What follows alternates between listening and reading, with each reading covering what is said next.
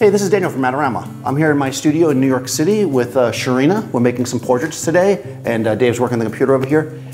And before we get into this portrait session, which will be our next video, where we're going to talk about lighting in the studio and then also kind of matching that lighting outside, I want to talk about white balance. This is one of those things that is pretty simple, but there's lots of different ways to do it, and I just want to kind of go over how you would do it and why you might do different techniques. The most basic way to do your white balance is just to look at your environment and decide what the correct white balance would be. In this case, I'm using flash equipment. I could set it to flash white balance, right?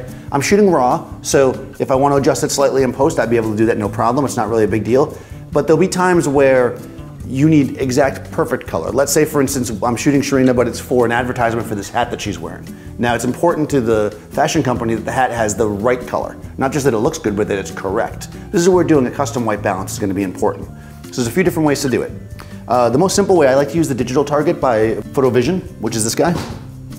It's got gray, white, and black. And you can also use it to get a proper histogram, so it's nice for your exposure too. But in this case, we're just going to use it for white balance. Essentially, what we do is we fill the screen with it. And in this particular Nikon, what you do is you go to your white balance and you go to what's called pre, and you hold it down. Every camera's a little bit different. I know in Canons you make a photo first, but in this one, this is how you do it. You fill the frame, you make sure obviously your exposure is correct.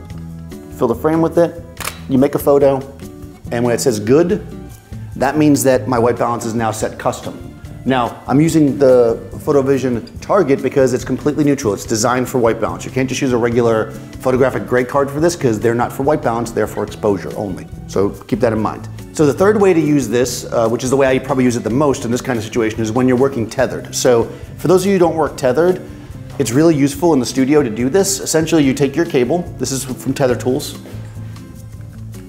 You plug it in. I like to use Capture One for tethering, that you can tether in the Lightroom. Canon has their own software, Nikon has their own custom software, other companies do as well. Capture One's pretty universal, so I like to use that, and that's what we're gonna work with in this case.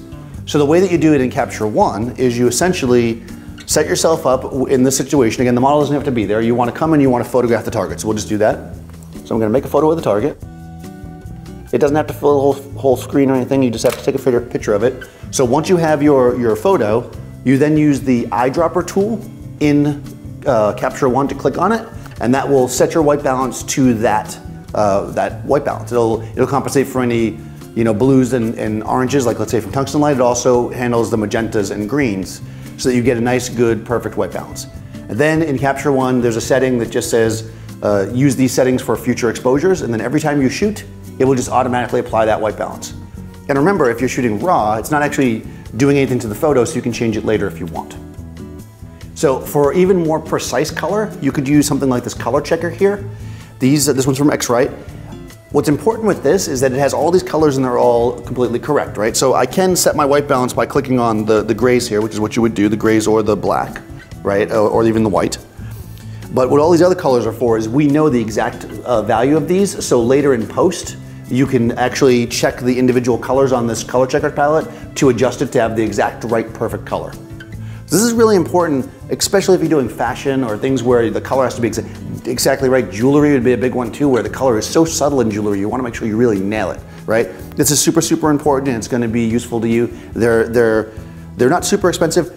One thing to note is that once they are seen by light, they start to degrade. So make sure you always keep it in the sleeve that you get it with. You want to never leave this out in the light when you're not using it, because they do fade over time.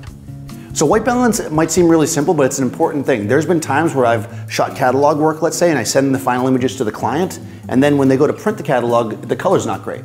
And of course, the printer says to them, well, your photographer screwed up, but I can show them using my color checker and the Pantone numbers that I actually gave them correct color and it was the printer's fault. You don't want them to turn around on you and blame it on you if it wasn't your fault. So make sure this is a little backup. It doesn't take that long to do it, and you know that you have 100% perfect color. So thanks for watching. Be sure to subscribe to our YouTube channel, and I'll see you next time on set.